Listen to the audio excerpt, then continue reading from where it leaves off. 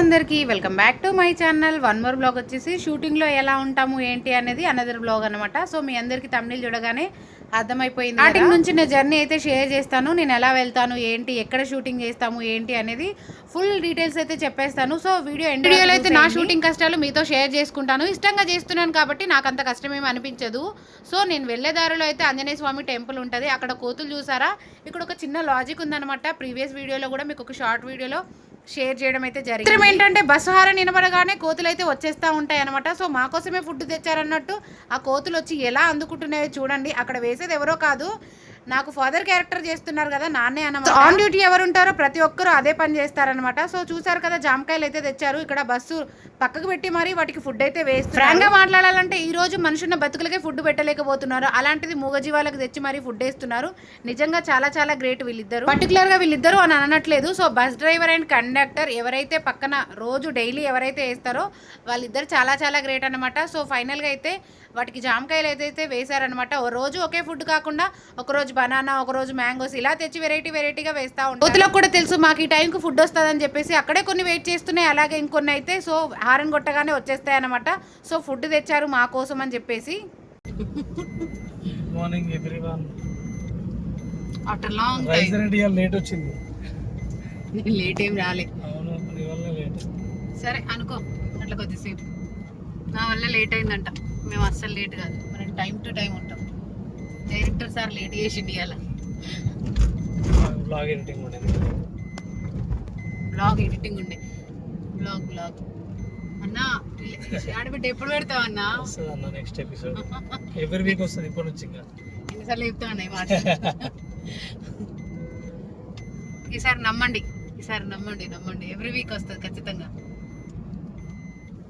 ఇక్కడ విన్నారు కదా డైరెక్టర్ సార్ మాటలు అయితే. సో ఈ వీక్లీ ఎపిసోడ్ వస్తుందని మనకైతే మాట ఇచ్చేసారు. మళ్ళీ మీరు అనుకోవచ్చు అక్క ప్రతిసారి అదే మాట ఇస్తున్నారు కానీ చెయ్యట్లేదు అని చెప్పేసి. గైస్ షూటింగ్ అయితే స్టార్ట్ చేసినాం. పాపం చూడండి, లాస్ట్ వచ్చేసి వెయిట్ చేసి ఏంటండి ఎప్పుడైనా కుమార్ లేడంటారు కదా, నేను 9కి వస్తే ఇప్పుడు వీళ్ళు 11కి వచ్చారు. సరే ఏం చేస్తాం మరి, పాపం కెమెరామ్యాన్ కష్టాలు, అట్లనే షూటింగ్ కష్టాలు, ఏం చేస్తాం ఇట్లున్నాయి మా మాటలు. బాగా కష్టపడుతుంది కదా అన్న. ఎందుకు షూటింగ్ లేట్ పెడతారు మీరు?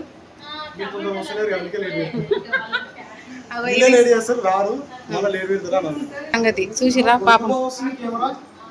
బాగా వస్తుంది. చెప్పు కుమార్, ఏదో మాటలు చెప్పిగా. కుమార్ అన్న కష్టాన్ని గుర్తిస్తురా లేదా మీరు చెప్పుర్రి.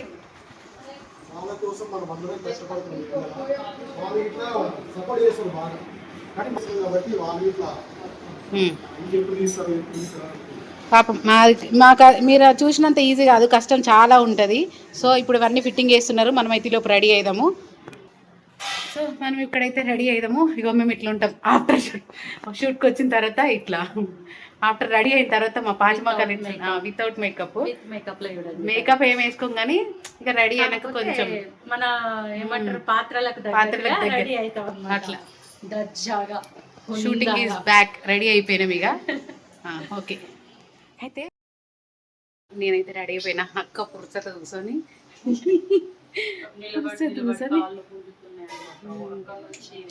బస్సులో మొత్తం జర్నీ నిలబడి వచ్చిన, అందుకని కాళ్ళు వస్తున్నాయి. ఇది ఒకసారి పురుసతగా రెడీ. మేము షార్ట్ వీడియో చేసుకుంటాం అనమాట. చేసుకోవాలిగా షూటింగ్లో వచ్చినప్పుడు. వచ్చేసిండు బాబు, ఇంత పెద్ద తలనొప్పి. జేమ్స్ అయితే నా మీ పేరు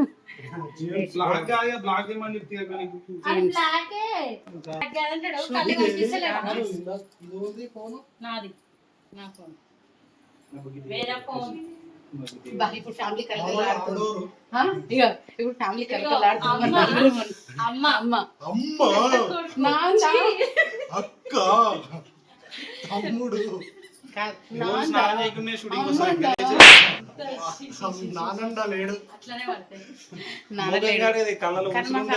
నలుగురమే ఇష్టం, కానీ మీకు వేరే ఉద్దేశం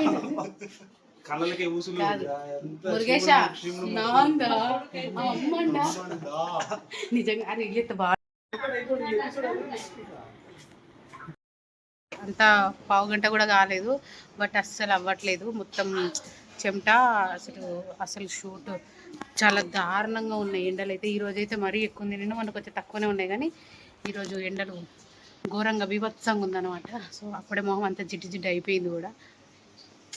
అంటే సింపుల్గానే రెడీ అవుతాం షూటింగ్. ఇంకా చల్లది అవుతున్నాం ఫ్రెండ్స్. ఇగో జ్యోతక్క వేసి ఇచ్చింది పాపం.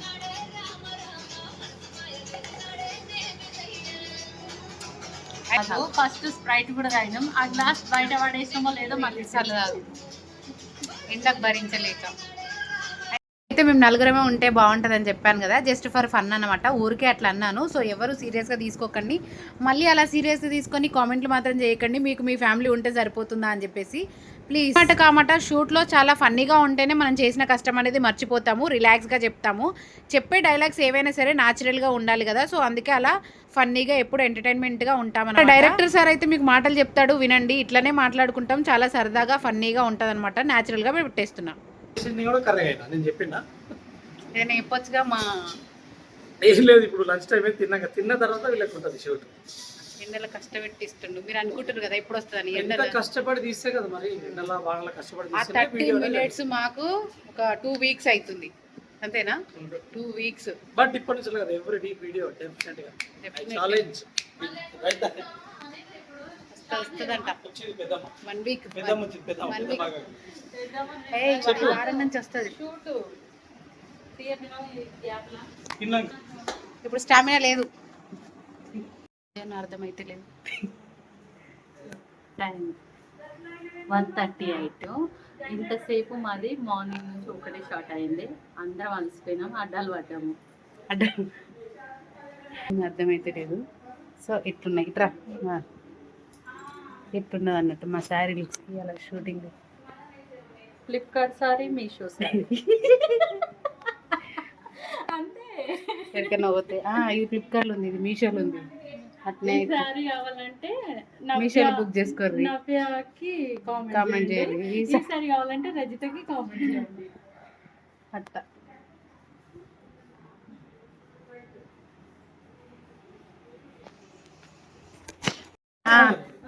భిక్ష ఇక్కడ కెమెరామెన్ అయిపోయిండు. దొరకడు ఇక్కడ. భయపడ్డాడు.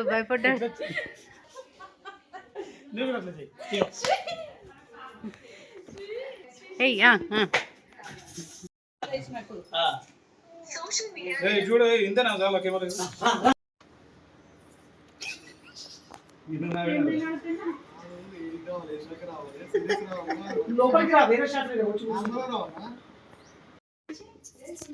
Okay rolling. ఫస్ట్ నాకు వచ్చిందని తర్వాత వచ్చినవా రోలింగ్. దాన్ని డేటు కాదు, డేటు తీసేయి, డేటు ఒక్కటి తీసేసాయి.